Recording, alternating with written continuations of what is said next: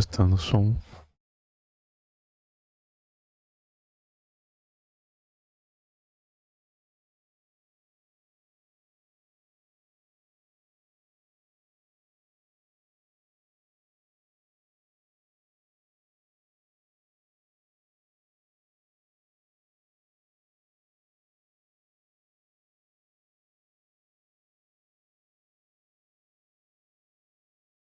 Vamos ver se tá saindo o som aqui.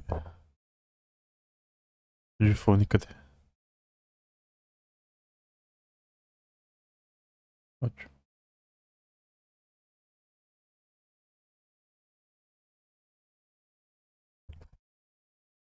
Bom dia, boa tarde, boa noite.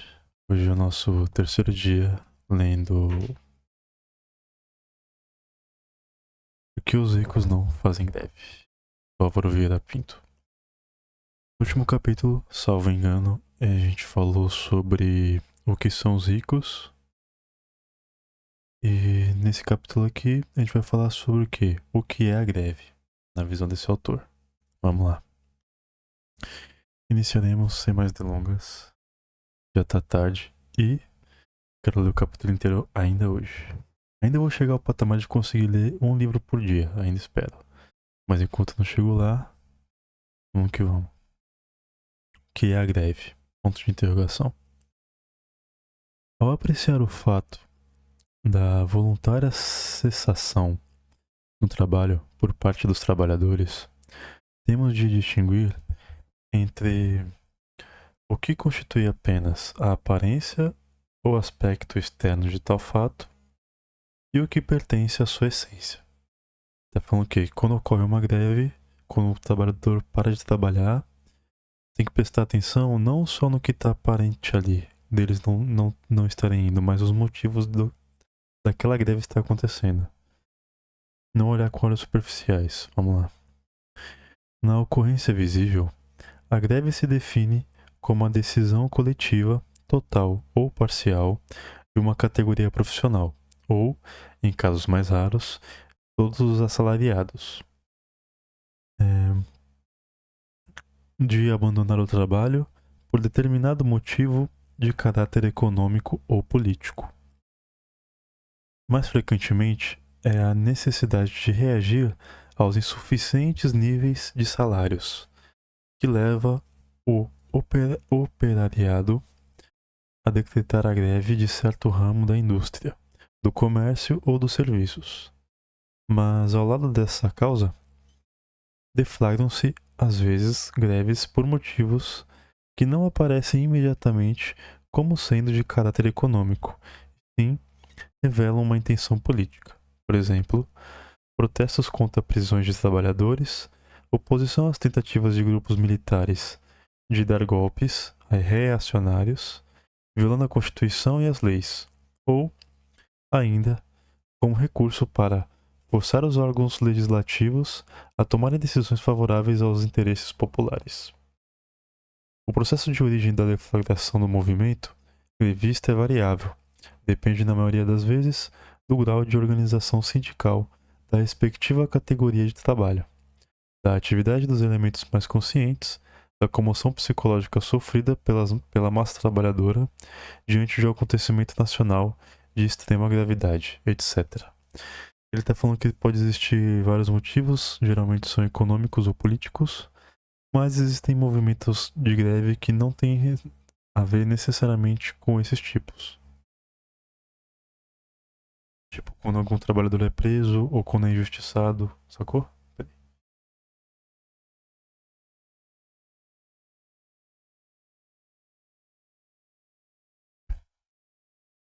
Esqueci de pegar meu galão.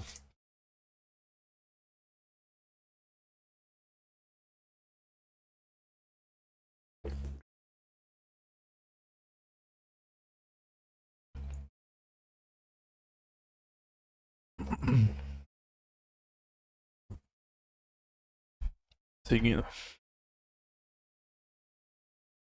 Nosso intuito nesse trabalho não consiste em analisar as condições e os modos como se manifesta o surto grevista, muito menos em abordar temas de direito constitucional ou trabalhista. Interessa-nos apreender a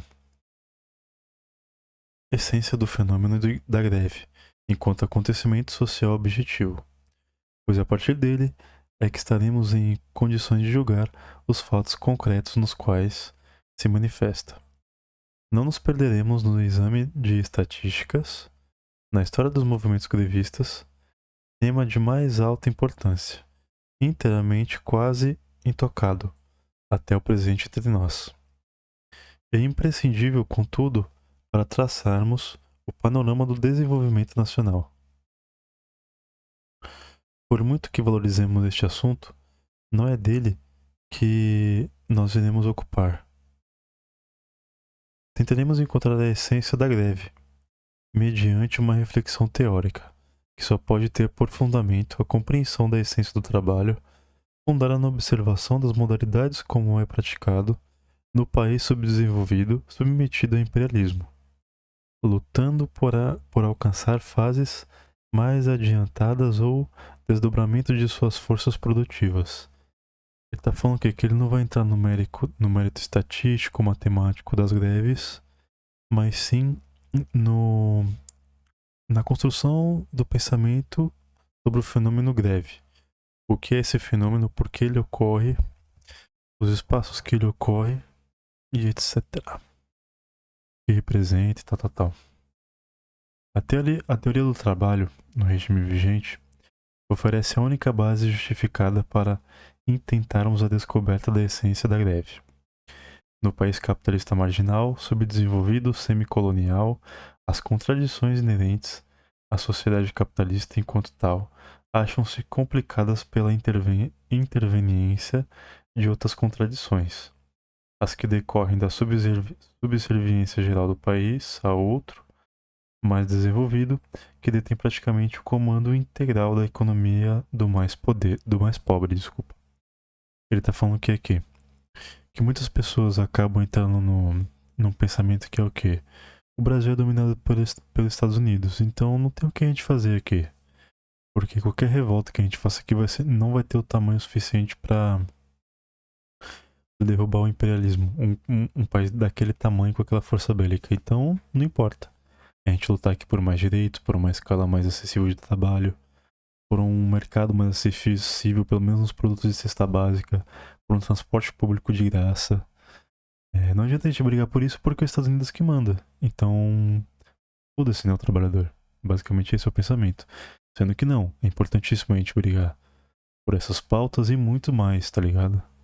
Muito mais. O fim do vestibular, acesso à saúde, educação de verdade, alimentação de verdade, sacou? Daí, falar que isso não é válido só por conta de que a gente mora num país subdesenvolvido não faz sentido. A Revolução Haitiana tá aí pra provar o contrário.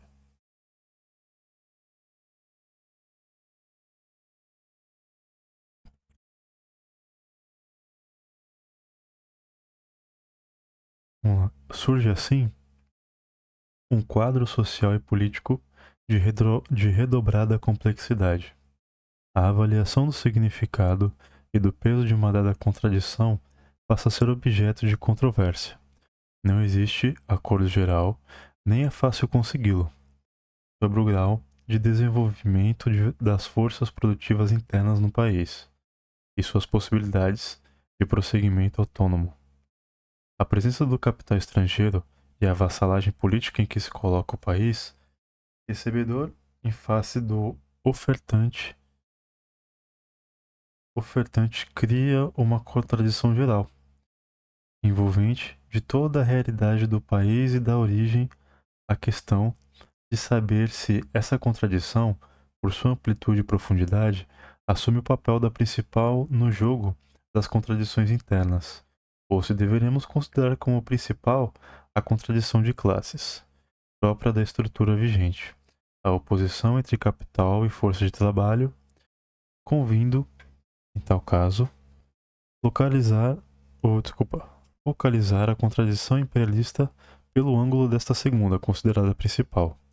Parece-nos que o único perigo na escolha de uma dentre as duas posições não consiste em entender a outra como secundária, mas em eliminá-la do campo de cogitações, porque este, sim, seria o procedimento antidialético, que ignoraria a mútua dependência de todas as contradições existentes em dada sociedade. Outro erro dogmático seria julgar imobilizadas as relações entre as diversas contradições. O que se deve admitir, ao contrário, é a existência de complexa dinâmica entre elas, que as faz não apenas se intercondicionarem, mas também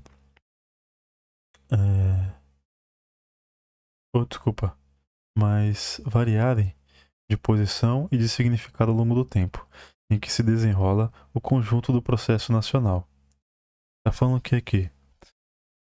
Quando a gente entende que precisamos lutar pelo nosso país e lutar para que o nosso país deixe de ser dependente de outro, pode surgir uma dúvida que é o quê?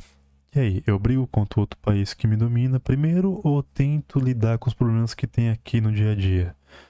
Qual dos dois eu foco? A gente vai acabar entrando nessa questão. E ele está propondo o quê? Não existe essa divisão, por quê? A contradição que tem dentro de um país está interligada ao país que controla ela, pois quem impôs aquelas condições foi o outro país. Então, para você modificar o que tem no seu solo, não adianta você tapar. Não tem como você tapar o céu com guarda-chuva, sacou? Não tem como você ignorar. Quando você for plantar uma semente, não tem como você ignorar o céu. Você vai utilizar o solo e contar com a chuva, contar com o que vier, e ainda assim tentar controlar aquilo.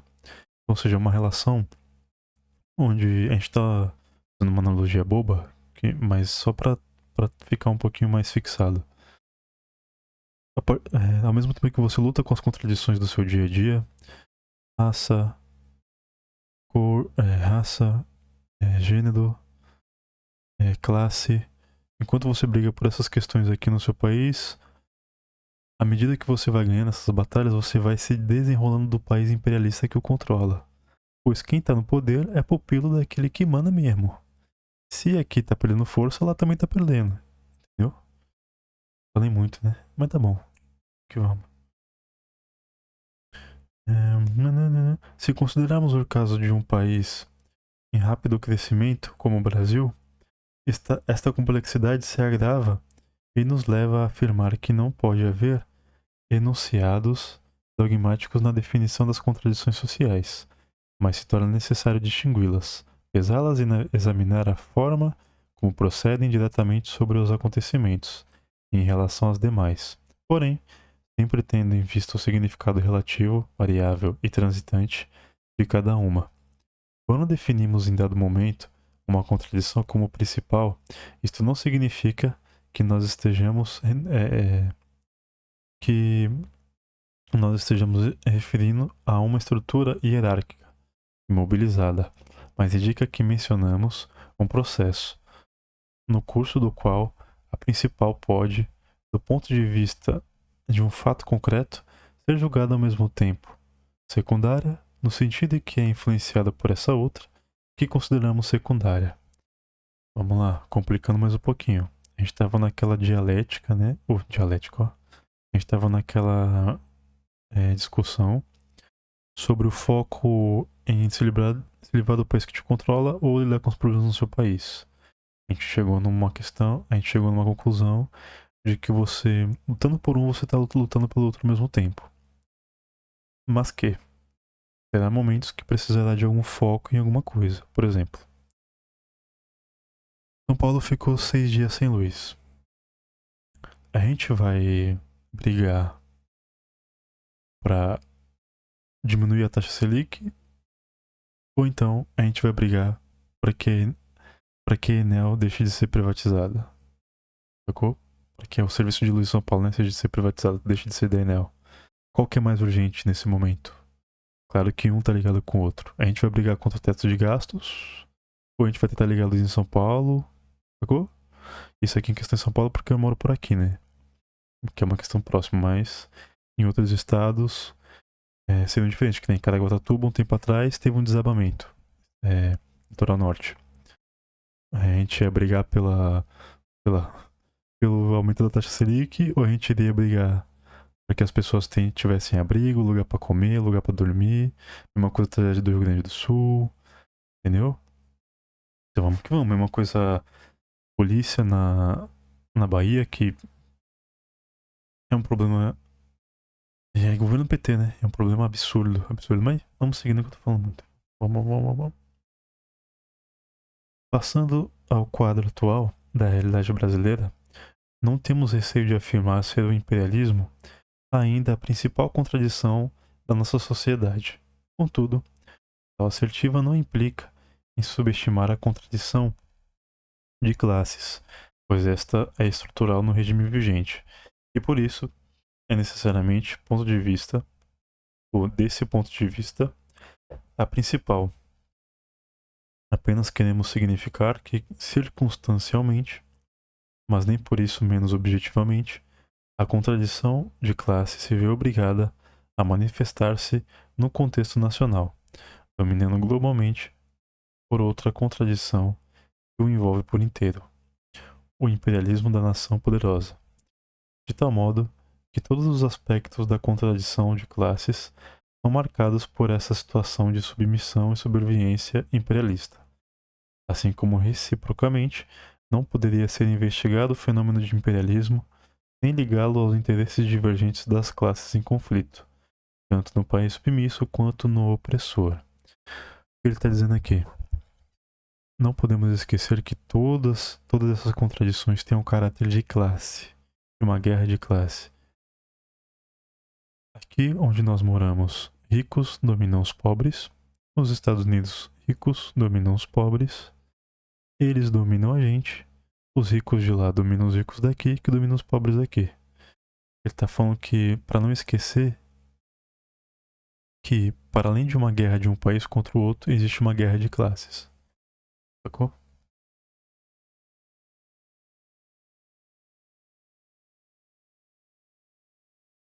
Como o trabalho do país pobre se realiza dentro do campo de gravitação imperialista, onde se acha incluído as relações antagônicas de classe não se apresentam em caráter puro, mas influídos pelas pressões da dominação externa.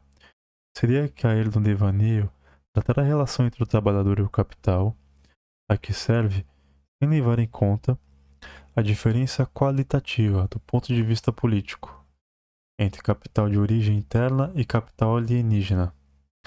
Eis porque o problema do trabalho no país capitalista semicolonial se mostra com características específicas e desenha um intrincado jogo de contradições, do simples modo de ver do trabalhador, de sua situação existencial, o resultado é sempre o mesmo, vem de sua capacidade de trabalho a troco de determinado salário. Mas na perspectiva sociológica e política, há diferença em saber se essa venda se faz ao capital nacional ou ao estrangeiro. Claro está que, enquanto instrumento de classe, os dois se identificam como exploradores do trabalho, mas em relação aos rumos do processo do desenvolvimento nacional se distinguem esses dois, pois seus interesses podem, em determinadas circunstâncias, se tornar divergentes e entrar em relativo atrito. O capitalista nacional vê-lo obrigado, por isso, a assumir sempre posição ambígua, a qual terminará por se tornar insustentável. De um lado, como capitalista, seu papel em relação ao operário é o do natural aproveitador do trabalho alheio. Mas, em face da existência de um capital estranho operando no país, portanto explorando a mesma massa trabalhadora, estabelece-se espontâneo conflito, pois não convém ao nacional que o campo da sua ingerência seja invadido pelos forasteiros. Estes, entretanto, são imensamente mais poderosos e, ademais, são os fornecedores dos bens de produção, máquinas técnicas, matéria-prima de que o carece o industrial brasileiro, donde, já por este aspecto, ter de aceitar a irrecusável aliança com o capital estrangeiro, embora a contragosto, e com o íntimo desejo de expulsá-lo para ser o único a explorar a massa trabalhadora do seu país. Com este propósito, é no presente realizável o capital nacional aceita unir-se e subordinar-se aos interesses dos monopólios estrangeiros, pois não encontra outra alternativa, em vista da ausência de poder político próprio, para rechaçar os invasores. Conluía-se, assim, com eles, uma sua aliança instável e de má-fé. Ponto por ponto. Li bastante, né? Mas vamos seguindo. Que eu falei bastante antes. Ele tá falando que, como tem um caráter de classe, a classe dominante dos Estados Unidos domina a classe dominante daqui. Porém, contudo, entretanto, todavia, a classe dominante daqui, nessa época, na visão desse autor, ela queria expulsar a classe dominante dos Estados Unidos para ela explorar o seu país. Porém, entretanto, contudo, todavia, vendo o dia de hoje, 2024, a gente vê que a nossa classe dominante não quer expulsar o capital estrangeiro. Muito pelo contrário. A Enel tá aí, que não é brasileira. Volkswagen tá aí, que não é brasileira. Agronegócio tá aí, exportando tudo que produz. Que mais? Sabesp logo menos vai ser privatizada. Cemitério tá sendo privatizado. Então, você vê, refinaria a rodo sendo vendida para país de fora. Então você vê, a caminhada que a nossa burguesia está tendo é de cada vez mais entregar pro monopólio estrangeiro, Estados Unidos, entrega, Estados Unidos, as refinarias árabe lá, e você não vê esse movimento que esse autor aqui está falando, mas na época dele, se a gente for pensar mais para trás, criação da Petrobras e bibibobó, pode ser a realidade, sacou? Vamos seguindo.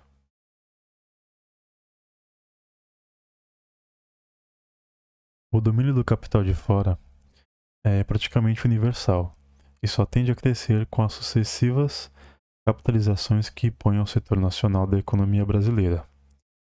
Esse extraordinário influxo econômico traduz-se em predomínio político. A burguesia capitalista nacional vê-se estirada em direções diversas e contraditórias, o que explica o seu comportamento incerto, incoerente e vacilante. Por um lado, seus interesses, em princípio, se opõem aos do capital estrangeiro, mas, necessitando também da proteção política para figurar na classe dominante, e reconhecendo que essa esfera, o domínio do estrangeiro permanece, a bem dizer, completo, vê-se obrigado a se aliar ao capital forâneo, pois, a não ser assim, ficaria sem apoio ou teria de pedir proteção às próprias massas trabalhadoras, e explora.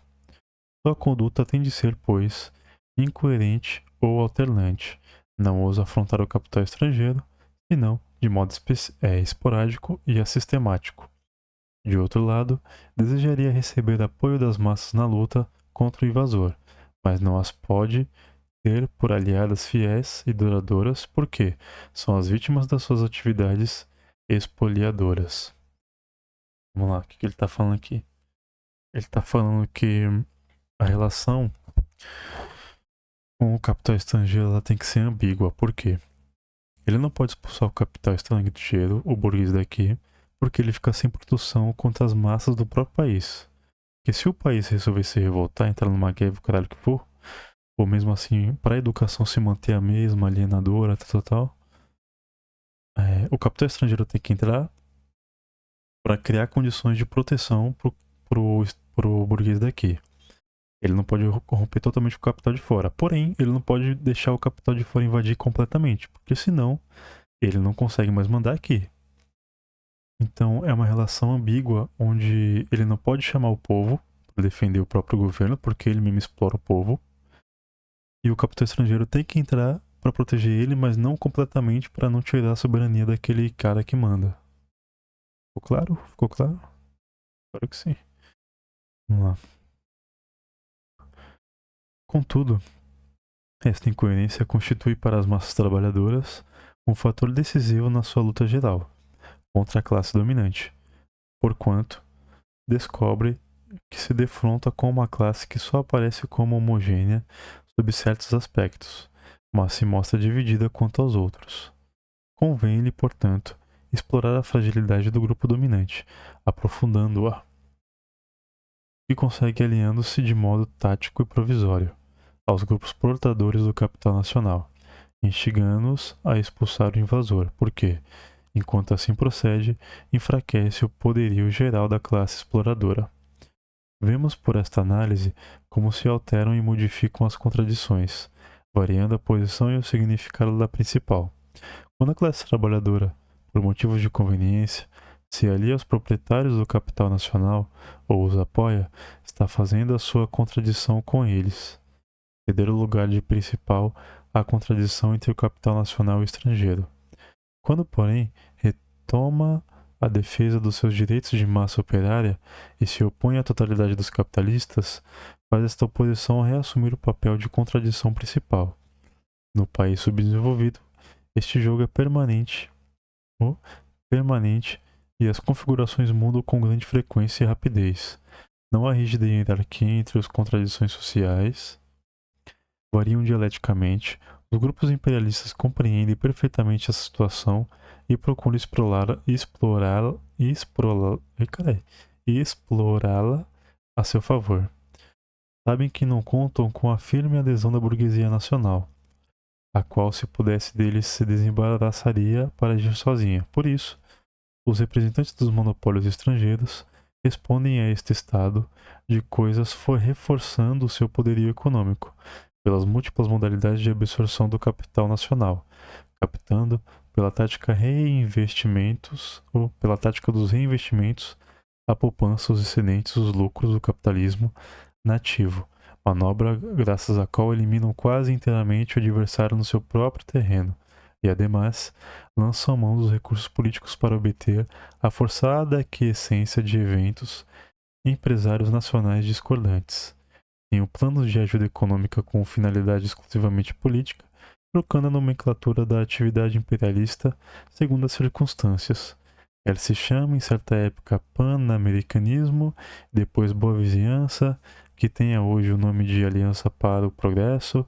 A finalidade política dessa falsa e insidiosa generosidade é sempre a principal e a mesma: manter a dependência dos grupos dirigentes do nosso país às forças do imperialismo estrangeiro. O capitalismo nacional sente-se obrigado a aceitar este ignominismo e expoliativo conluio, porque se não o fizer, não apenas sofreria sanções econômicas, como perderia a cobertura e o apoio de todo o sistema capitalista mundial, onde se entrosa material e ideologicamente, e se encontraria sozinho em face das mesmas trabalhadoras, suas naturais adversárias, ou das massas trabalhadoras, desculpa. Textinho longo, né? O que ele tá falando aqui?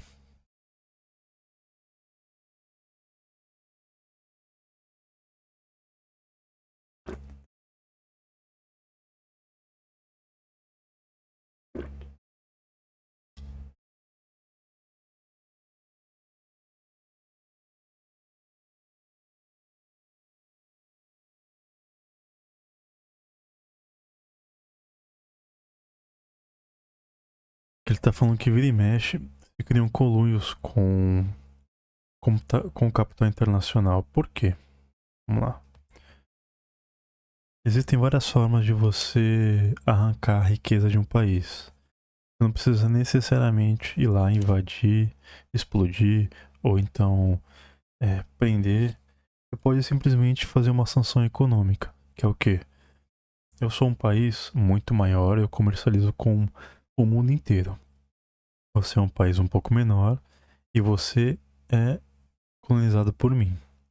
Se você resolver criar asinha, eu vou lá e falo: qualquer país que comercializar com esse aqui que tá criando asinha não vai poder comercializar comigo durante 6 meses. Ou seja, a Itália foi lá, comprou. Não, é sempre mais fácil. A China foi. China não, que a China é ruim também. Vamos lá. Que seja, vai.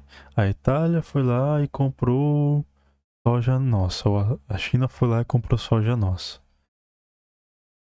Se existisse esse tipo de sanção, que ela é real, existe em Cuba, só procurar. Venezuela também. Venezuela acho que não. Mas Cuba sim, certeza. Ó, se você comercializasse 1 grão de açúcar com o Brasil, a Itália, ou então se a Itália comprasse, sei lá, cana de açúcar, comprasse soja, comprasse minério de ferro. Chegando lá, nos Estados Unidos, essa noticiazinha aí, Itália não poderia comercializar com os Estados Unidos durante 6 meses aquele minério de ferro. Sacou? Então, esse é o mínimo ainda, esse é o de boa. Tem sanções bem piores. Então, existem formas de você minar o poder de outro país sem ter que invadi-lo. Ou então, você pegar todos os serviços de soberania daquele país e você comprar. Você comprar o serviço de luz, você comprar o serviço de água, você comprar o serviço de mineração e extração de recursos naturais, que é o que acontece no Brasil. Ele está falando que toda essa manobra ela precisa existir porque esse capital estrangeiro ele vai manter o burguês daqui no poder. E aqui esse burguês depende desse cara maior porque ele não tem o povo. Como ele não tem o povo, ele tem que baixar a cabeça pro dominante. Entendeu? 2 fatores condicionam o comportamento vacilante e disperso da elite dirigente no país, como o nosso, em início de chegar à etapa do desenvolvimento superior, mas ainda incluído na esfera da influência imperialista. De um lado, os interesses do capital nacional, que sabe agora ter condições de prosseguir por si na conquista das etapas mais altas do desenvolvimento, conforme atestam recentes pronunciamentos de destacados economistas ligados à alta finança local, e se veem obstados pela avassaladora pressão do capital externo. De outro lado, a crescente consciência das massas populares, imbuídas de pensamento nacionalista, cada vez mais adversas à intromissão dos agentes imperialistas e atualmente capacitadas, por aguda sensibilidade política, a discernir com plena clareza o sentido oculto das supostas manifestações de simpatia e ajuda dos monopólios estrangeiros. Tá falando rápido, né? O político brasileiro, burguês da atualidade, vê-se distendido entre 2 extremos. Não pode mais, como até bem pouco, entregar-se docilmente à inteligente direção dos embaixadores do imperialismo, porque a consciência dos trabalhadores, dos estudantes, dos elementos válidos das forças armadas e de numerosos setores das classes médias a isso se opõe. São forças lúcidas e vigilantes, que exigiriam sobre-humanos prodígios de habilidade na malícia e na desfaçatez para serem enganados. De outro lado, também não pode transladar-se resolutamente para o campo das massas trabalhadoras e com elas confraternizar. Por quê?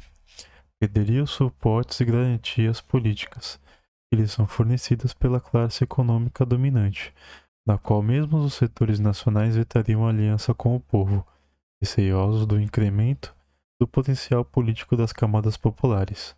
Conclui-se, portanto, que a contradição interna dominante no capitalismo fica sob certos aspectos suplantada pela condição ou pela contradição entre o país como um todo e a nação opressora imperialista, cuja influência gera um espaço onde se modificam ou assumem tonalidades específicas as lutas sociais e os problemas apresentados por uma particular realidade nacional.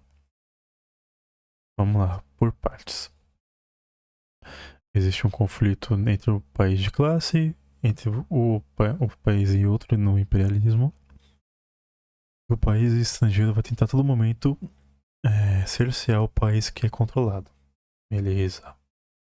Ele está falando que em uma situação assim, se a massa trabalhadora, olha o se, for engajada, tiver consciência política, tiver consciência de classe, essa classe trabalhadora, ela não deixa esse governo apertar muito o trabalhador. Por quê? Qualquer vacilo, qualquer escorregão, qualquer merda, ela vai alertar. A vai fazer um jornal, vai... Na verdade, nesse ponto já teria um jornal, já teria um meio de comunicação com a classe trabalhadora, então... não vou teto de gastos, vai melhorar a situação do Brasil, vai acabar com a dívida do Brasil. Se a gente tivesse uma classe trabalhadora engajada, já ia papo pra boi dormir. Pô, você vê aí país que tá na fronteira do conhecimento, com dívida, oi, caralho, até me bolei, com dívida aí gigantesca e mesmo assim tá lá a milhão, por que só aqui que não pode? Entendeu? Então é nessa pegada. Só que, infelizmente no Brasil, por enquanto não existe. Aí vamos aí, criando uns pensadores aí brasileiros pra botar pra torar. E seguindo, qual era a outra parte mesmo? Eles não podem correr pra classe trabalhadora também. Por qual razão? Porque a classe... nesse autor aqui, a classe trabalhadora ia rejeitar. Porém, contudo, todavia, em 2024, a gente vê que não é assim. Igreja evangélica entrou torando, propaganda política entrou torando, antipetismo entrou torando aí, e tu vê todo mundo de quebrada voltando na direita, defendendo a direita, achando que vai ser rico, empreendedorismo entrou torando, uberização dos serviços entrou torando, então a gente vê que a situação, o bagulho tá mais louco do que nessa época aqui desse livro. Vamos lá. Essas reflexões pareceram-nos úteis para nos encaminharem à compreensão da essência do trabalho, no caso de um país como o nosso.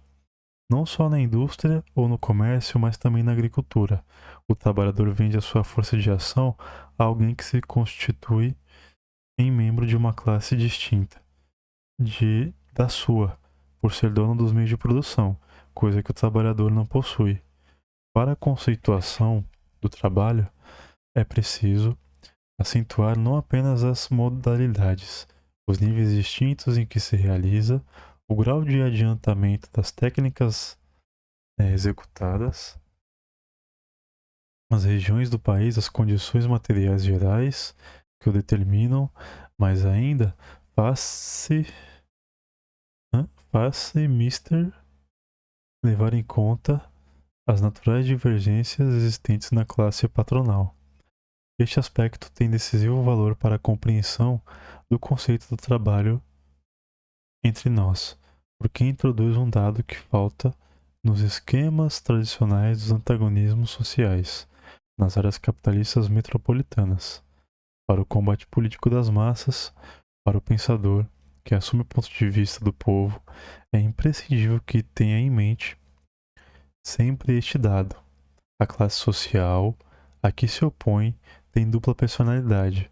Ora se apresenta como um todo unificado, ora se revela dividida, formando-se nela um setor que desejaria selar um pacto, provisório, é claro, com os trabalhadores. Esta circunstância não deve ser jamais perdida de vista. Dela decorre a fixação dos rumos da política da classe trabalhadora. Sua tática de luta, a definição dos objetivos do momento e a consolidação dos resultados. Olha, qual que é o papo aqui? Ele está falando que nessa luta não se pode esquecer do quê? Que essa classe dominante, ela não se incomoda em fazer um acordo com a classe trabalhadora, mas é um acordo sempre temporário. Ela não tem problema em largar a mão dos anéis para não entregar a mão. Que no filme do Tropa de Elite, que ele fala: o sistema perde a mão, dá a mão para não perder o braço. Ou seja, ele pode apertar tua mão para te dar um salário mais digno, te pagar 5 mil reais por mês, porém, o que ele faz? Ele tira seu acesso à saúde, tira seu acesso à educação, tira seu acesso a um serviço de luz decente, E ele vai te cobrando. Aumenta a conta de luz, aumenta a conta de telefone, vai lá, aumenta o preço dos alimentos. Então ele te dá 5 mil aqui, mas ele arranca 4 lá na ponta. Acaba que você fica com 1.000 do mesmo jeito. Entendeu? Sobrando no teu mês. Isso pra alguém que ainda sobra 1.000, viu? Que é uma situação rara no Brasil. Na maioria não sobra nada, falta e tem que se enrolar pra conseguir. Tô falando de uma classe média já.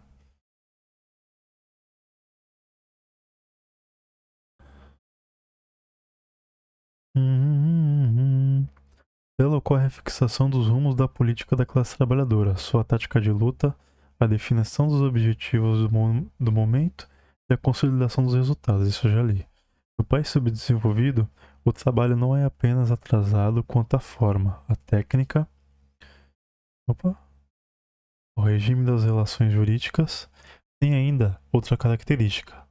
É prestado a um duplo patrão, o nacional e o estrangeiro.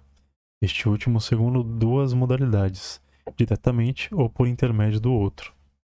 Neste fato, reside a causa da impossibilidade de conceituar o trabalho do país subdesenvolvido sem incluir no enunciado de sua essência a menção de ser um trabalho executado não apenas em regimes múltiplos, feudal, semifeudal, pré-capitalista, capitalista, mas em condições de submissão nacional ao imperialismo. Por isso, tanto quanto o fenômeno da greve depende da essência do trabalho, no particular contexto político considerado. A duplicidade de condições se irá refletir na definição da greve no país subdesenvolvido. O que ele está falando aqui? Que o trabalho. Eita caralho. Está falando aqui que o trabalhador brasileiro ele tem dois patrões. E ele vai brigar com os dois. Tá falando por quê? O patrão daqui, ele obedece às leis de quem manda. E quem manda nele é quem? O país imperialista, no caso dos Estados Unidos.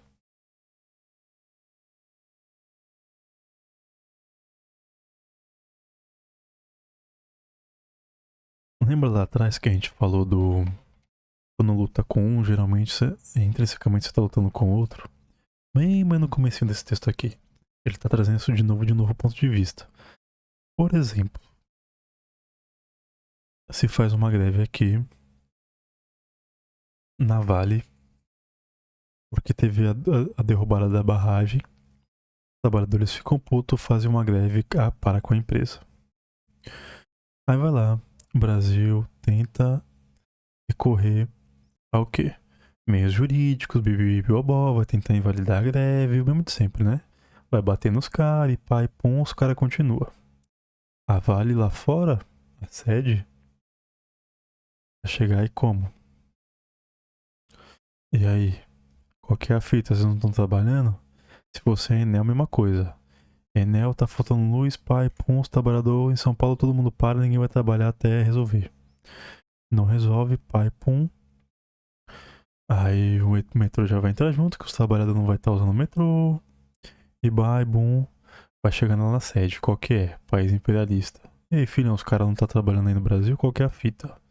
Ou você dá um jeito, ou vamos ver qual que é. Então, ao mesmo tempo que você luta com um, você luta com o outro. É isso que ele tá falando aqui nesse texto. E aí, nessa duplicidade, vão se decidir para que caminhos vai se propor uma greve, em que espaços. E vamos seguindo. Na aparência, a greve se manifesta como pura e simples voluntária recusa a trabalhar. Mas esta conceituação, se aprofundarmos, mostra-se-á insuficiente, porque se notará que apreende apenas a extraordinariedade do fato, sem lhe alcançar a essência, sabendo-se que no país atrasado, capitalista dominado pelo imperialismo, o trabalho tem função peculiar, no modo...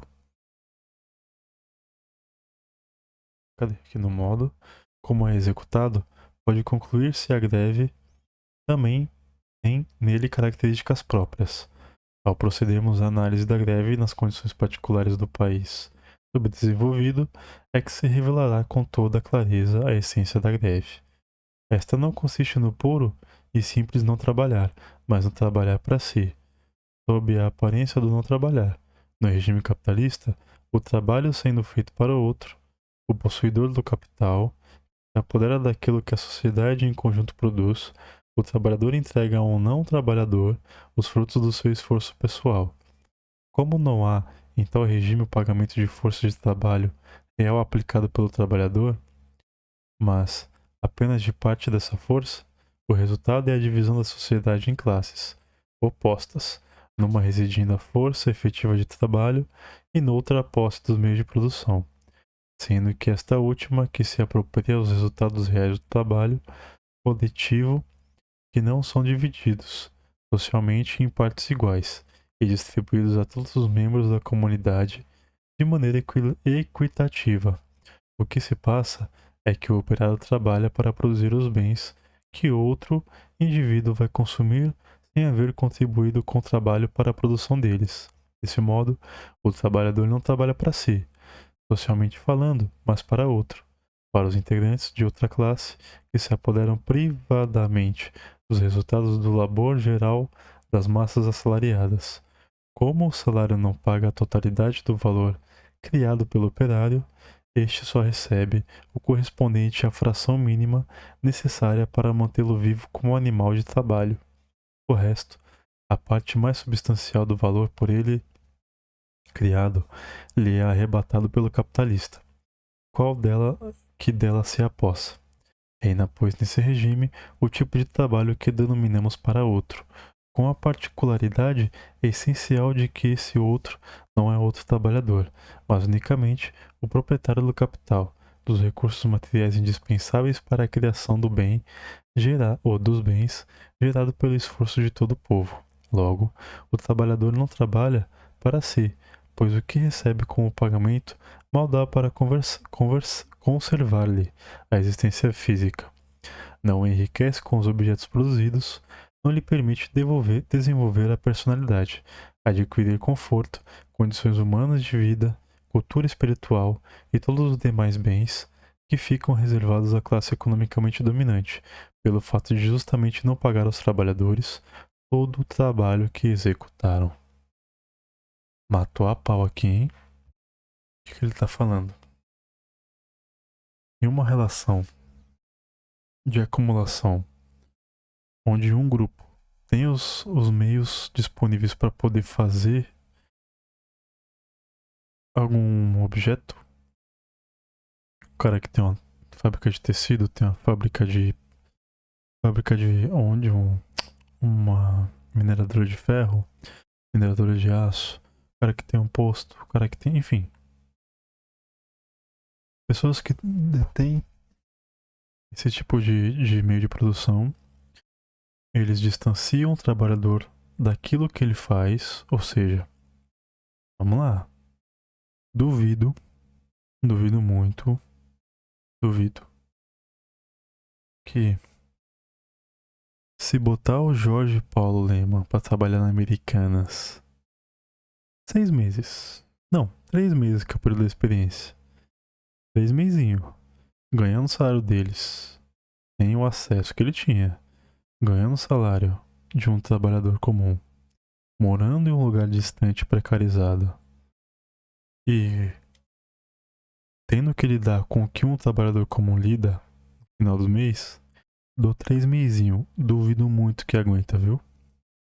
Pegando um busão lotado, metrô lotado, duvido muito que ele aguente. E não só isso, duvido muito, dependendo da função que for, ele tenha conhecimento necessário para exercer. Duvido bastante também. O cara que mexe no sistema da Americanas, o cara que gera o sistema, o cara que mexe na maquininha de cartão, que programa a maquininha de cartão lá para funcionar no sistema dele, operação do caixa. Duvido muito que ele saiba operar o caixa da Americanas. Duvido muito que mais o que? Ele saiba a ordem dos produtos na loja, em que altura colocar, qual marca colocar em qual local, precificação, anúncio.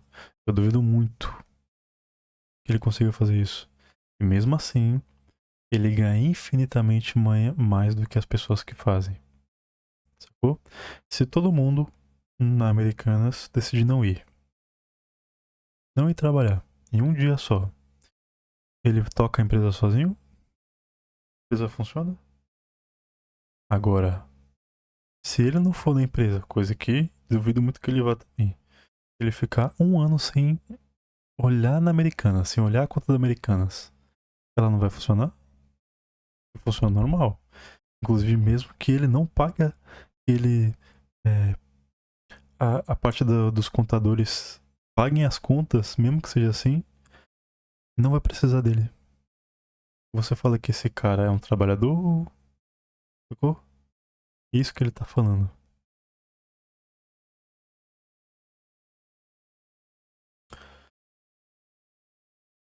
Agora, o trabalhador aqui, ele vai ganhar o suficiente só para ele sobreviver. Um male-male, tem um Gympass ali, um VR, um VA, a empresa paga viagem, paga hospedagem, que hoje é o CLT Premium, tá ligado? Aquele que pode pegar o brinde executivo, bibibi bobobó, que a empresa paga. Nessa questão aí ainda, ele é explorado. Ele só ganha um pouquinho a mais. Ele ganha 10 mil por mês, o patrão dele pagar 10 mil por mês para 200 funcionários, 2 mil funcionários, 10 mil funcionários, quanto que ele não ganha? Em cima do trabalho dos outros. Entendeu?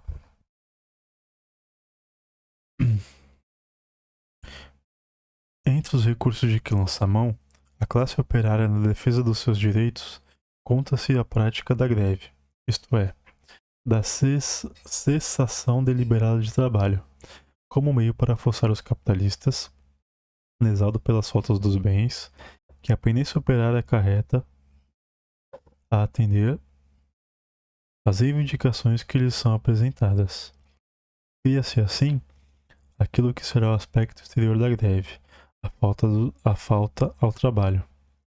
Cruzar os braços, a recusa a comparecer à fábrica ou ao escritório, como na verdade, com esse gesto o operário está de fato exigindo o aumento do pagamento pelo trabalho real que despende.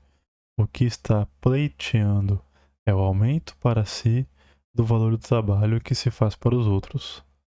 Quer ampliar até chegar um dia à totalidade, a parte para si do seu trabalho.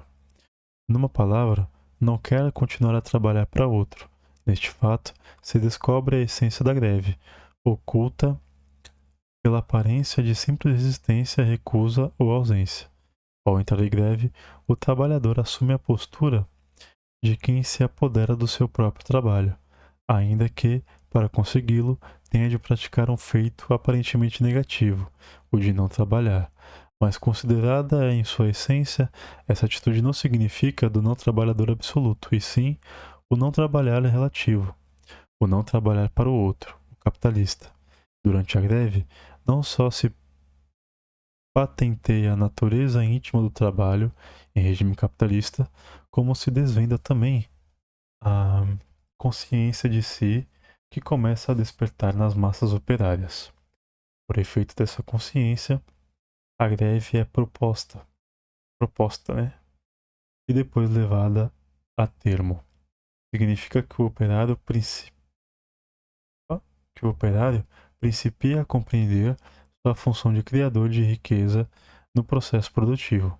As limitações a que está submetido pelo regime onde se acha enquadrado e descortina a possibilidade de substâncias ou substanciais alterações futuras, essas têm de consumir na concreta apropriação dos resultados sociais do trabalho pelos verdadeiros trabalhadores, desmascarando-se a interesseira afirmativa dos detentores do capital, de que esta seria o mais importante dos fatores diretamente necessários à criação da riqueza. Este modo de pensar, profundamente desumano, pois relega o operário ao papel de mero apêndice vivo da máquina da empresa. Começa agora a ser entendido pelo trabalhador, que descobre o caráter secundário, a natureza histórica e, portanto, temporária, não essencial do capital, fruto da injusta apropriação do trabalho alheio, recolhido por alguns poucos afortunados, e verifica ser perfeitamente viável a direta apropriação social da totalidade dos bens produzidos, pelas massas distribuídos a elas, sem desigualdades. Ele tá falando aqui. A todo momento, quem detém o capital, ele quer que você acredite que ele que gera riqueza. Porque se você não acreditar nisso, se o trabalhador aprender que ele que faz tudo, que tudo tem que ser dele, o patrão vai falar que gera riqueza. O patrão vai falar, não, que eu fui lá e comprei essa empresa quando não era nada, que era só mato. Aí tu vai lá e pergunta, mas como é que você conseguiu dinheiro pra montar isso aqui? Era do teu pai ou tu que trabalhou? Raramente foi a pessoa que trabalhou. Raramente. Quando é a pessoa que trabalhou, na maioria das vezes foi explorando outra pessoa. Enganando alguém, fazendo uns esquema. Pai, suave, suave. Foi você? Ainda tem um mérito. Beleza, não vamos nem entrar nesse mérito aí, se for você. Agora, se for teu pai, se for teu avô, se for teu bisavô. E tu fez o que, malandro? Estudou nas melhores escolas, não tive que trabalhar, não teve que pegar um ônibus, foi bem alimentado, comia ovo maltine, todo ano era panetone, ovo de Páscoa, quando comia salsicha de mistura era de vez em quando. Então, você não tem mérito nenhum, né? Ainda mais que tua obrigação manter essa riqueza aí. E para além disso, seu pai, seu avô, seu bisavô, quando for ver direitinho, é tudo de trabalho escravo. Tudo de trabalho escravo. Entendeu? Seguindo. Ele tá falando que a partir do momento que o trabalhador se dá conta disso, que ele que produz as coisas e deseja cobrar, decide cobrar, ele deixa de trabalhar para outro para trabalhar para si. Mesmo que ele faça uma greve. Quando ele faz uma greve, ele tá trabalhando para ele mesmo. Não tem aquele trabalhador, não tem aquele papo de fazer o seu dinheiro trabalhar por você. Quando você faz uma greve, você, trabalhador, está trabalhando para você mesmo, não para o seu patrão. Você está trabalhando pelos seus direitos, você está cobrando o que você merece. Seja R$ 10 de aumento, seja uma passagem a menos, seja a de aumento, seja o cara que for. Você fazendo uma greve, você está trabalhando para si próprio. Não é vagabundo, não. Quem faz greve trabalha em dobro, free. Porque não recebe, apanha, trabalha em dobro. Não recebe, apanha, fica no sol, fica na chuva, fica com fome. Pra no final, muitas vezes, conseguir R$ 10, R$ 20, um vale-refeição de 200 conto a mais. Falou? Uma folga remunerada na semana. E nem os caras estão brigando agora pelo fim da reforma, pelo fim da escala 6x1. Tá brigando por um dia de folga, bicho. Um dia de folga. E tem trabalhador filho da puta.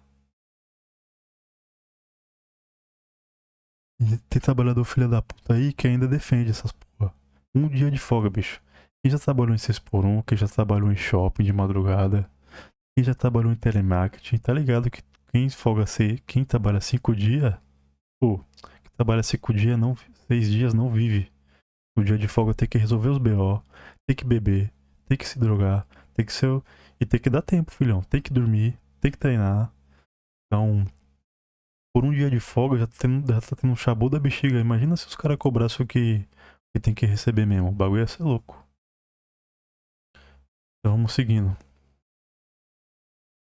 No regime socialista, a greve é, por definição, impossível, pois não existe contra quem fazê-la, uma vez que ninguém mais trabalha para o outro. Nas presentes condições, contudo, é justificada, lógica e inevitável. Pertence à dinâmica do processo social na forma atualmente em vigor. O direito de greve é reconhecido como inerente à pessoa do trabalhador, e assim entendido pela Constituição Federal, que no artigo 158 nos legitima, ampara e propõe seja regulamentado por lei ordinária.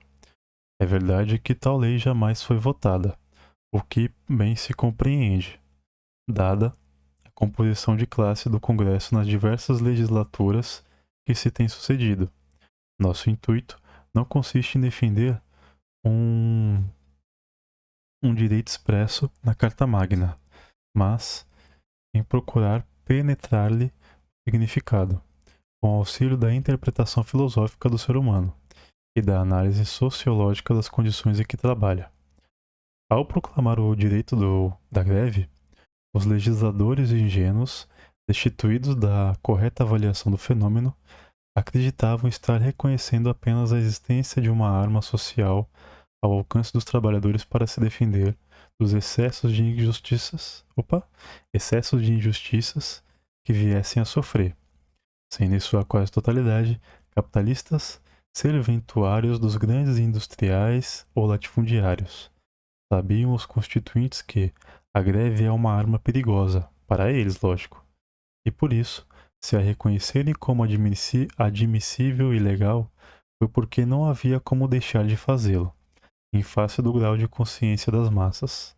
Mas, desde a assinatura da Constituição até hoje, não só se esquivaram de regulamentar esse direito do trabalhador, como procuram cercá-lo de todas as limitações, começando por distinguir a greve ilegítima, legal de outra ilegal, que merece ser severamente reprimida. A lei ordinária caberia estipular em que casos uma ou outra modalidade se apresentam, mas como não foi ainda votada, fica ao sabor dos interesses das classes dominantes declarar se uma greve é legal ou ilegal, e mais seriamente as prejudique.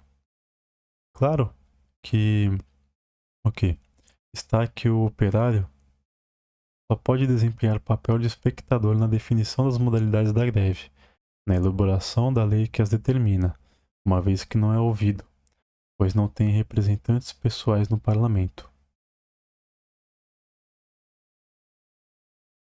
Chegando nesse pontinho aqui do livro, o que ele está falando? Vamos lá. Recapitulando o capítulo. Existe guerra de classe aqui no Brasil. Existe guerra de classe do Brasil com o país imperialista que domina ele. Fechou? Fechou. A elite daqui não quer perder o poder, não quer perder o poder que ela tem sobre o povo, porém, ela não pode abrir mão do seu poder todo. Ela não pode ser completamente dominante no país dela porque o país imperialista precisa do capital daqui. Então ele vai lá e compra serviço de luz, serviço de água, serviço de telefone, tudo empresa de fora. Enel tá aí, várias linhas do metrô tá aí, serviço de transporte público, telemarketing na época que era a febre do telemarketing. Tinha Atento, que acho que é espanhola, cada um de uma região, nunca é do Brasil, né? Volkswagen tá aí, não é brasileira também, que é meio de transporte, indústria automobilística. Então, ou seja, o capital estrangeiro vem, o burguês daqui tem que aceitar porque ele não tem o povo do lado dele, porque o povo defende, o povo não vai defender, sacou? O cara que explora ele, na teoria, né? A gente tá vendo que hoje em dia na prática não é tanto assim, mas enfim. Ele tem que ter essa relação de lambibota do país imperialista que o domina. Ele tem que ir dando pro povo um pouquinho que dá ali só pro povo não se revoltar, ao mesmo tempo que ele vai sugando, vai sugando, vai sugando, vai sugando. O povo tem o direito, segundo o autor, segundo eu também, a fazer a greve, que é o quê? Quando ele faz a greve, ele tá trabalhando para ele mesmo. Ele tá cobrando os direitos dele. E chegando nesse ponto, filhão.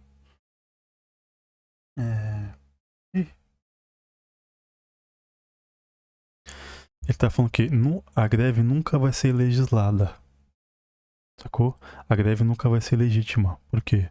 Como a classe dominante não quer que o trabalhador faça greve, ela não pode criar uma lei que permita a greve, a não ser que seja a única opção. A não ser que a classe trabalhadora pressione tanto que aí o parlamento tenha que aprovar isso.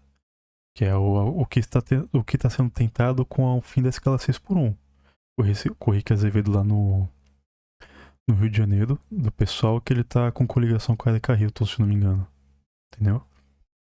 Então, à medida que vai se pressionando o capital nacional, vai se pressionando o capital estrangeiro. Até uma hora que ou vai explodir para um lado ou vai explodir para o outro. Sacou? Mas o processo da realidade se desenvolve sem considerar as sutilezas jurídicas, em que se desejariam moldá-lo os dominadores materiais da situação.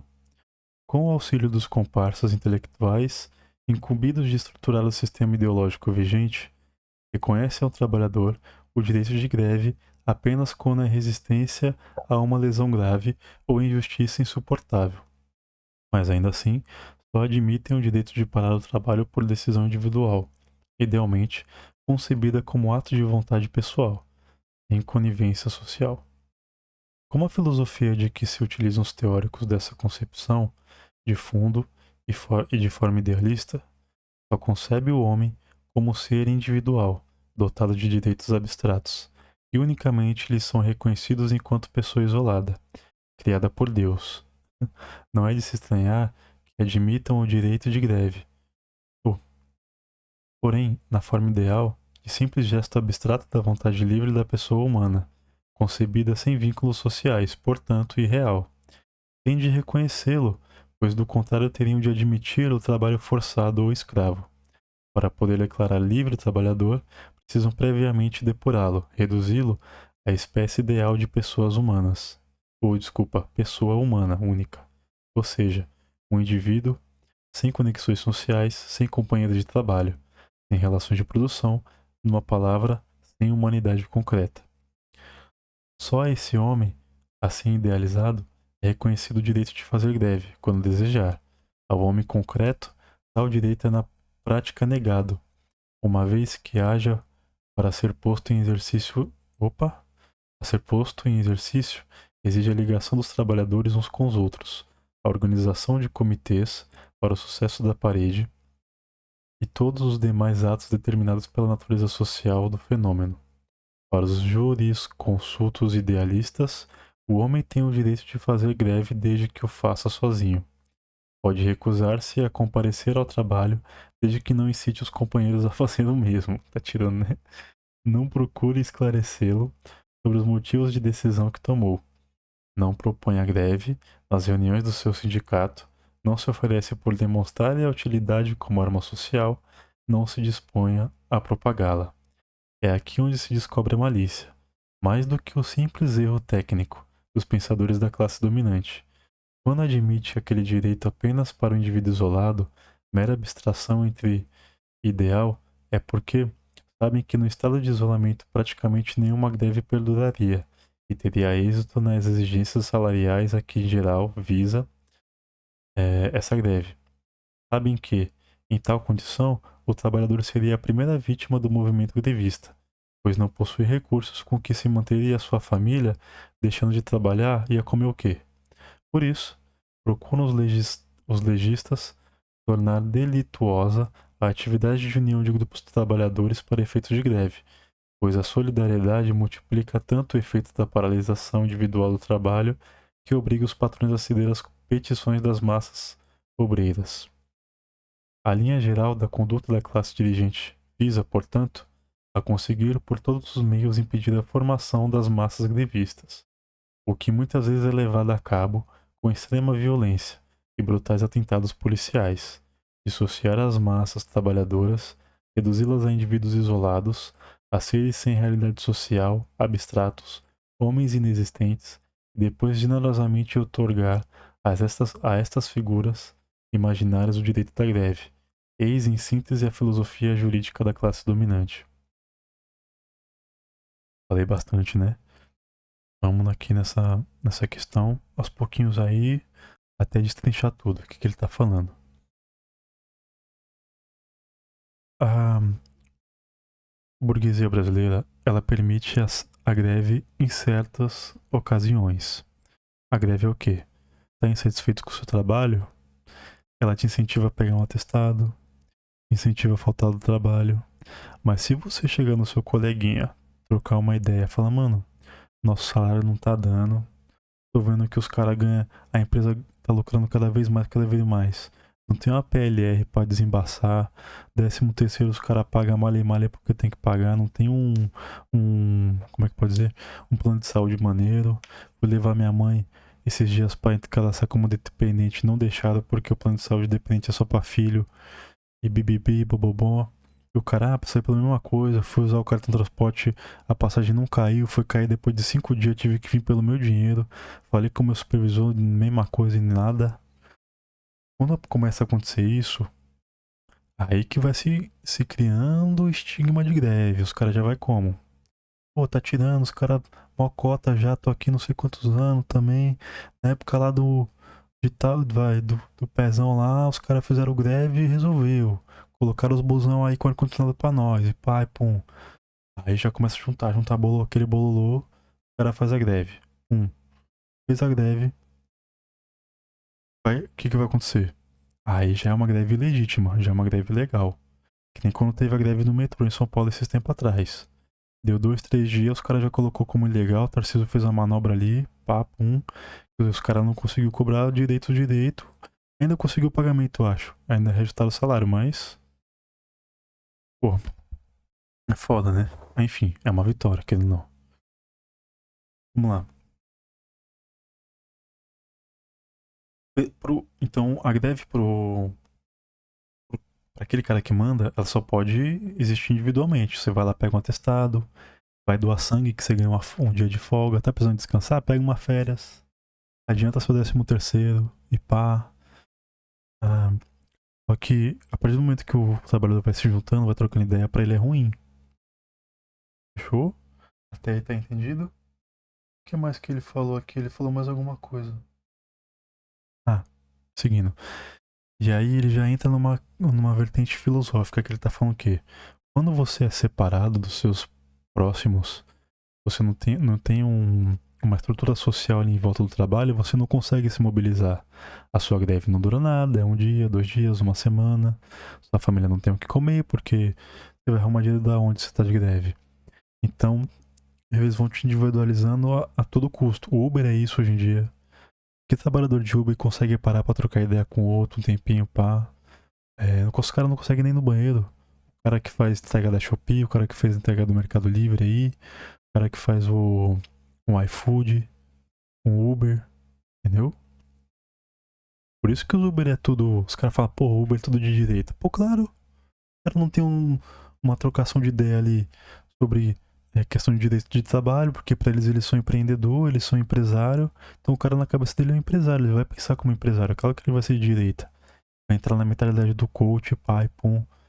A questão é ir jogando a realidade na cara dele. Mano, você trabalha 12 horas, você não tem tempo de ir no banheiro. Sacou?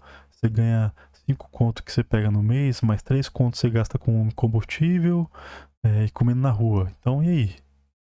Entendeu? Você não tem direito a 13º, você não tem direito a FGTS. Se você se acidentar, você não vai ter um FGTS pra te segurar. Se você, Deus o livre, o carro do cara bate, ele não vai ter um seguro. Mal e mal os caras têm um seguro ainda, entendeu? É nessa pegada, nessa pegada. Mas comete duplo erro, na teoria e na prática. Na teoria, porque conforme dissemos, permanece na superfície do fenômeno, acreditando que consiste no simples não trabalhar, quando consiste no não trabalhar para outro. Na prática, porque a figura do trabalhador isolado é inexistente, pois contradiz a natureza social do trabalho, que exige o agrupamento dos homens em categorias profissionais e em classe. A maliciosa esperança dos capitalistas de que as massas se contentassem com o abstrato direito da greve se revela ilusória, nos momentos em que a greve se apresenta ao trabalhador, não como um direito, mas como um dever.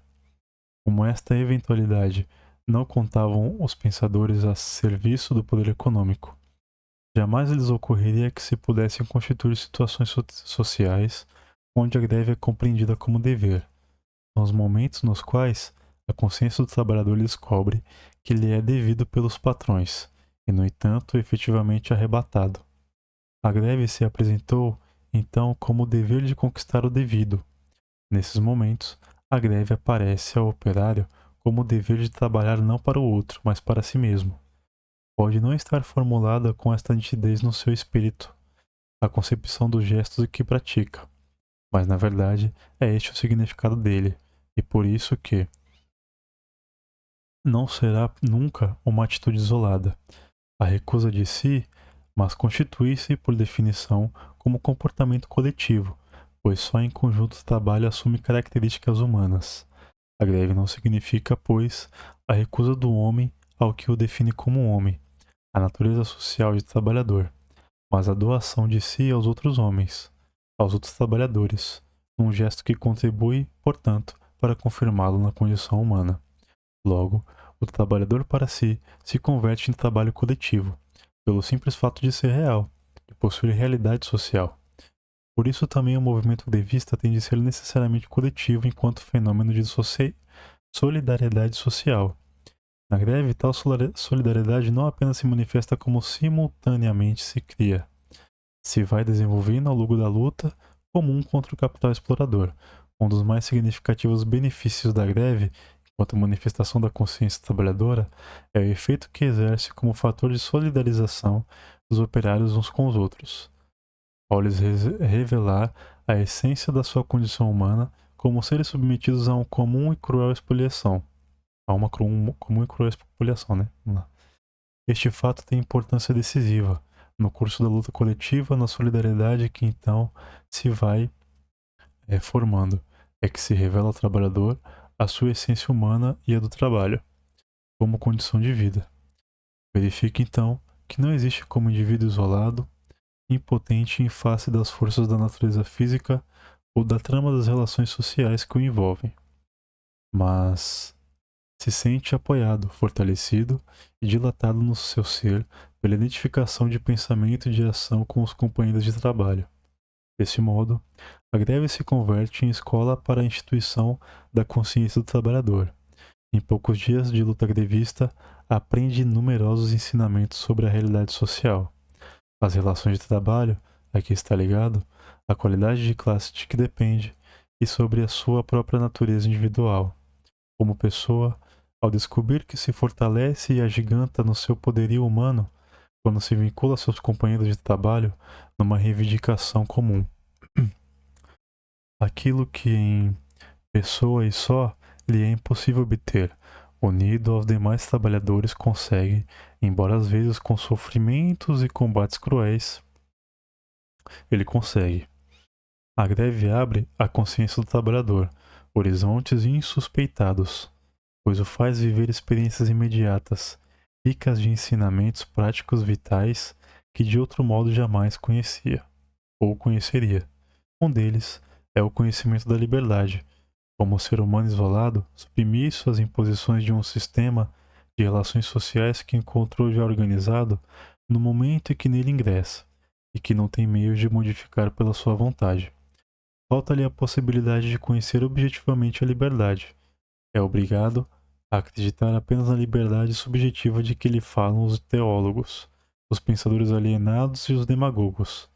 Mas a verdadeira liberdade, a liberdade concreta, a que significa o poder de ser ou o poder de fazer de fato os atos que o beneficiam, que o libertam das servidões e enriquece espiritualmente, essa lhes permanece incógnita, porque jamais lhe é oferecida a ocasião de praticá-la. Isolado, não consegue realizá-la e, por isso, tende a contentar-se em postergá-la para um futuro indefinido, ou desiludir-se de algum dia conquistá-la. Mas, quando se une aos companheiros na operação da greve, a liberdade lhe é subitamente revelada. Percebe que está ao lado e está ao seu alcance, está próximo de obtê-la, desde que o faça em conjunto com aqueles que também a desejam, e que por si sós também não a poderiam conseguir. Então, então o momento em que a greve se mostra, pela união das forças humanas que mobiliza, este aspecto essencial do ser humano, a liberdade.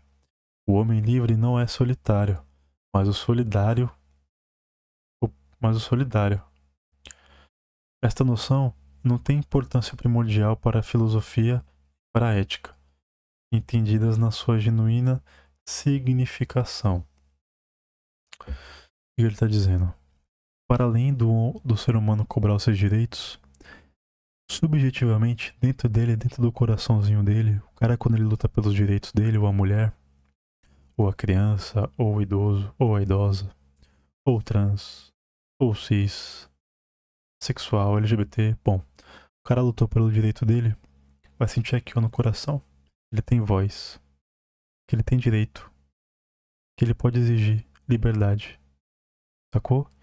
E que isso tudo é feito em conjunto, porque ele sozinho, ele não muda nada. Mas em conjunto, meu amigo, é um problema. Faz o estrago, dá BO. Então, a partir do momento que o cara que ele faz uma greve, sacou? Um exemplo simples, exemplo bobo. Aqui, qualquer casa, independente da classe social, já passou por isso. Mãe, vai ter uma festinha lá na escola? Festinha não, né? Vamos fazer uma festinha lá que a gente falava festinha antigamente. E eu queria saber se a senhora podia deixar eu ir. É, vou ter que ficar até um pouquinho mais tarde, só podia me buscar um pouquinho mais tarde. Vai ser aniversário de um aluno lá que não tá legal, enquanto tá nas condições ruins. Queria saber se eu podia ir, se eu podia levar alguma coisa, nem que seja um refrigerante, uma bolachinha, a gente se ajuda aqui. É, ou tá sofrendo bullying, ou tá, não tá com condições legais, ou tipo assim, não pode fazer aniversário porque a família não tem condições. Eu queria isso, né? A gente consegue e tal. Ou então, mãe, quem é da igreja? Vai ter um festinha ali da igreja, do irmãozinho lá, que tá sem condição, a gente vai ajudar com algumas coisas, a gente vai. A senhora consegue fazer um docinho pra ajudar e tal. Então, nesse momento que se você se vê como humano e se cria sensação de liberdade, sacou?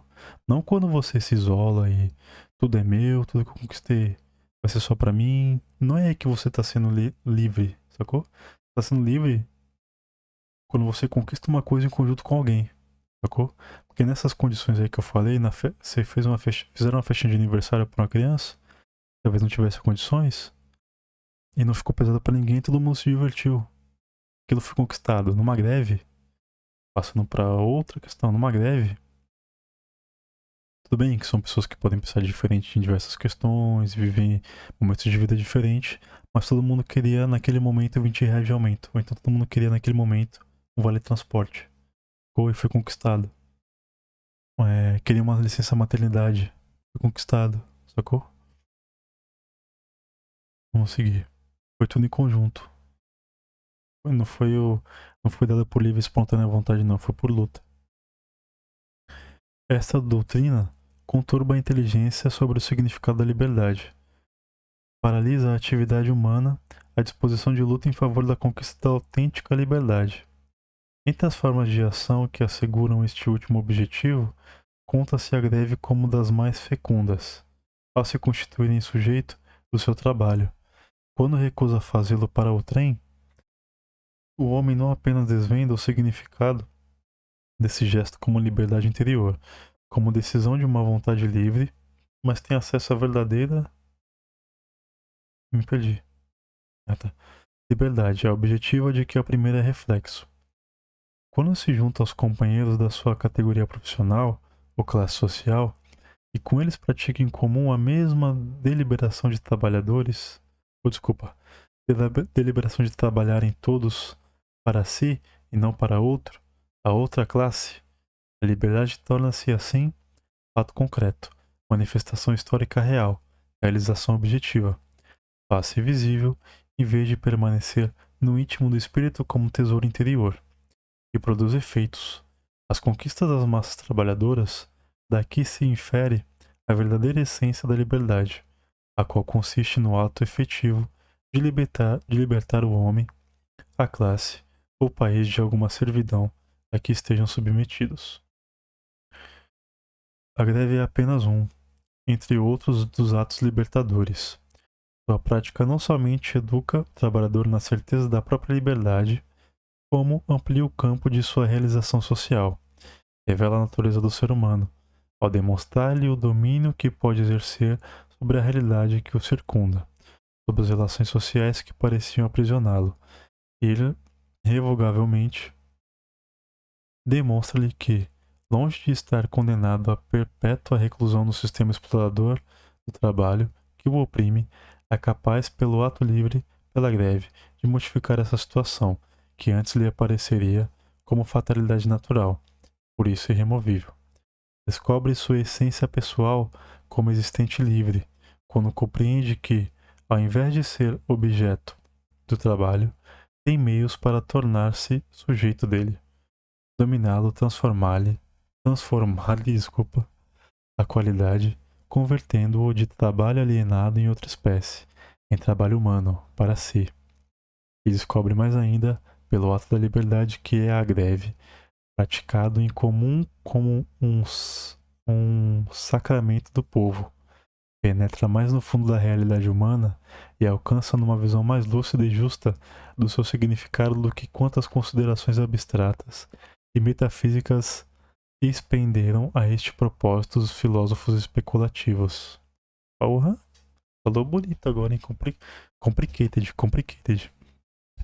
Ele está dizendo aqui. A partir do momento que o trabalhador passa a exercer o seu direito, ele se vê livre em um conjunto com os trabalhadores.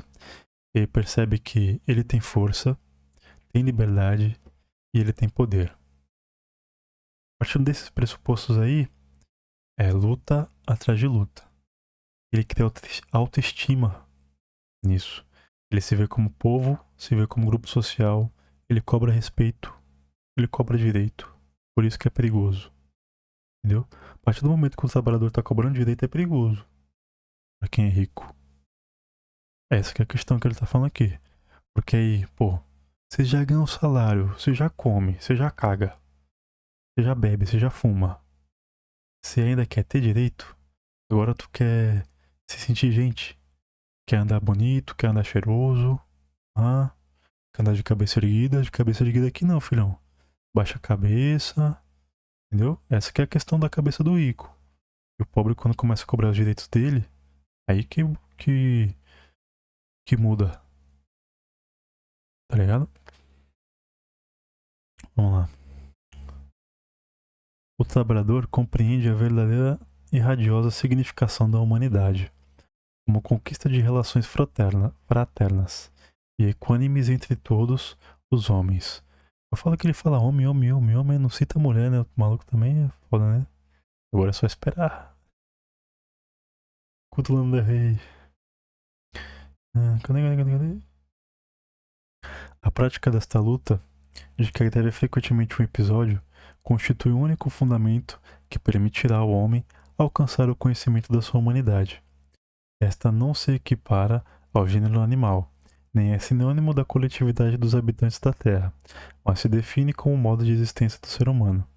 É, acima de tudo, uma categoria existencial, porém, ao invés de só poder ser compreendida pelas sutis e cavilosas análises em que se embaraçam os pensadores especulativos, aos quais em nada interessa modificar a efetiva realidade do homem, e que, sob o nome de homem, entendem sempre o espécime tomado da burguesia metropolitana, jamais o operário ou o habitante das regiões subdesenvolvidas. O autêntico conceito de humanidade só é entendido por aqueles que descobrem não existir ainda a humanidade como fato objetivo, para a imensa maioria dos seres chamados humanos, e se dispõem pela luta social a conquistá-la. Ao longo dessa luta, é que vão simultaneamente compreendendo em que ela consiste e realizando-a como fato concreto. Percebem que a fraternidade se revela como valor moral positivo e altíssimo quando a veem posta em alto e à prova, no comício de protesto, na ajuda aos perseguidos, na alegria com que se animam mutuamente, na veneração pelos que tombaram pela luta. O significado filosófico da greve, o caráter existencial que possui, precisa ser devidamente meditado. Quando a repressão hostil policial das classes dominantes cai sobre as massas que reivindicam melhores salários ou protestam contra alguma decisão política antinacional, patenteia-se o conteúdo positivo da greve como ato social libertador, mas ao mesmo tempo define-se o seu valor como modalidade de ação que põe à mostra a essência da classe opressora. A paralisação do trabalho só é possível, e a greve o demonstra, porque o verdadeiro sujeito do trabalho é o trabalhador, e não o empregador. No período de greve, esse fato absolutamente decisivo ressalta com súbita e ofuscante claridade. Na comunhão do trabalho reside a possibilidade de surpreendê-lo mediante a parede. Para que esta seja exequível, É preciso que sua declaração caiba unicamente aos que trabalham. E aqui, daqui, se descortina, desde já, a tese de que iremos a seguir sustentar a impossibilidade de um rico fazer uma greve. Simplesmente porque o rico, esse grupo social, ele não trabalha. Por isso que ele não pode fazer greve. A capacidade de fazer greve tem origem absoluta no fato de trabalhar. A greve constitui-se assim em critério social para distinguir quem trabalha de quem não trabalha. E, porque supõe na essência, conforme dissemos, a conversão de quem era objeto em sujeito de trabalho. Supõe evidentemente que esta transmutação só pode ocorrer na classe que trabalha. O operário pode passar o objeto, ele pode passar de objeto a sujeito de trabalho. O rico não. O rico nunca é sujeito do trabalho, é apenas o dono dele.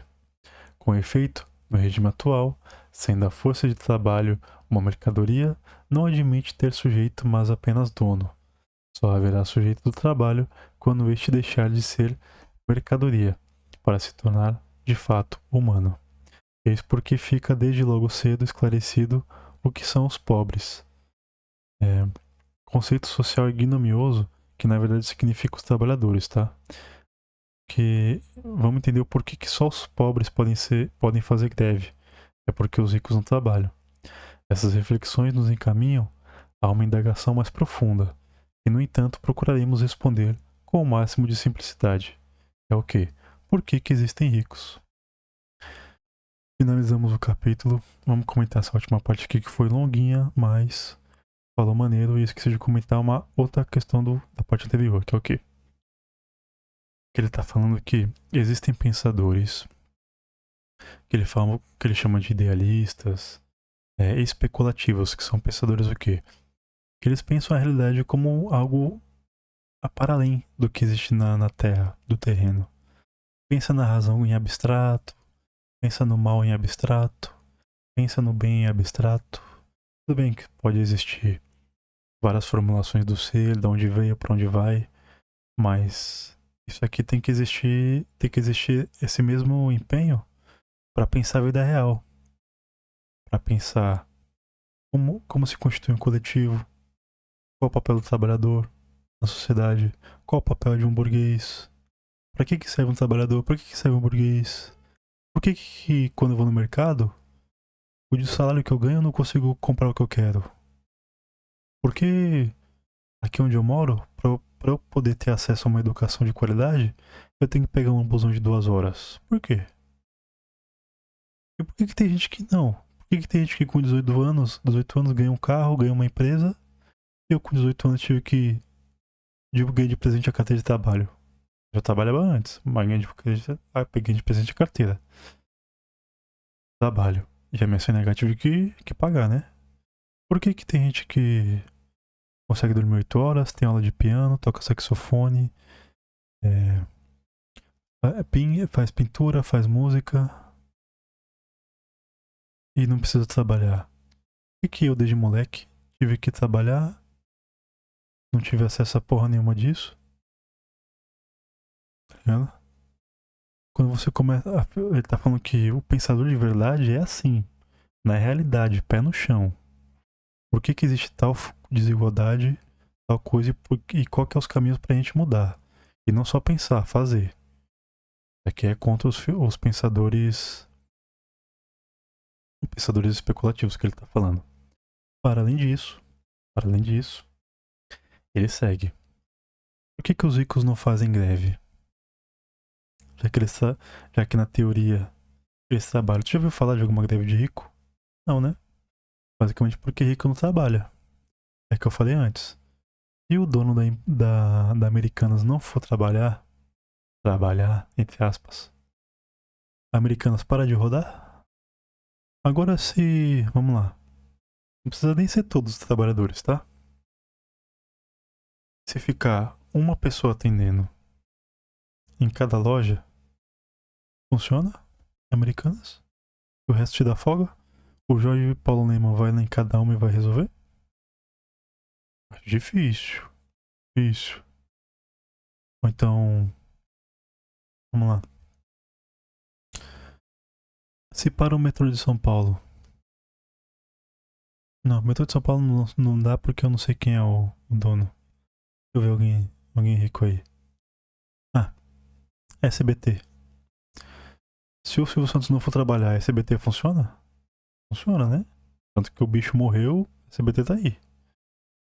Agora, editor de vídeo, cameraman, cara dos cabos, cara do áudio, o cara que monta o figurino, faz a maquiagem, roteirista, o cara do enquadramento.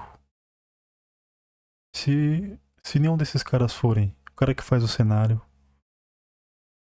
funciona a SBT? Mesmo que ressuscitem o Silvio Santos, pega lá a esfera do dragão e ressuscita. Funciona a SBT? É difícil. Impossível, né? Então é nessa pegada aí, ó. Que o trabalhador tem que pensar, filhão. Entendeu?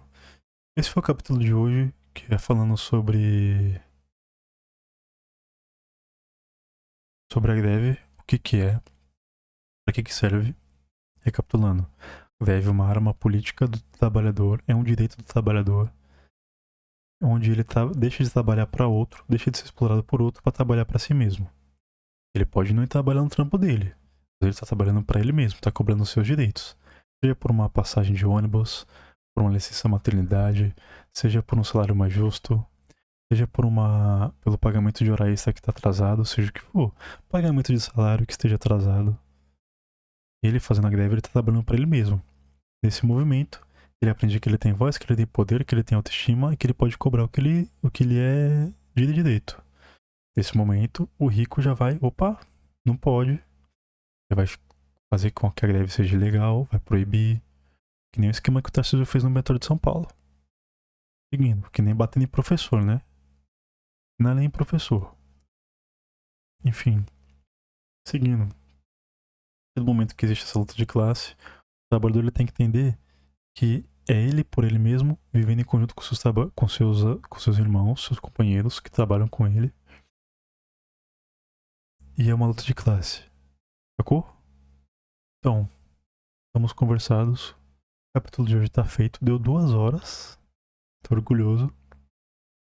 Acho que foi um episódio maneiro. Tava mais tranquilo. Comecei mais cedo. Eu vou tentar fazer isso. Começar mais cedo, que aí eu já desenrolo e não fico morrendo de sono. Muito obrigado pra quem acompanhou. Quem vai acompanhar. Tamo junto. Nós.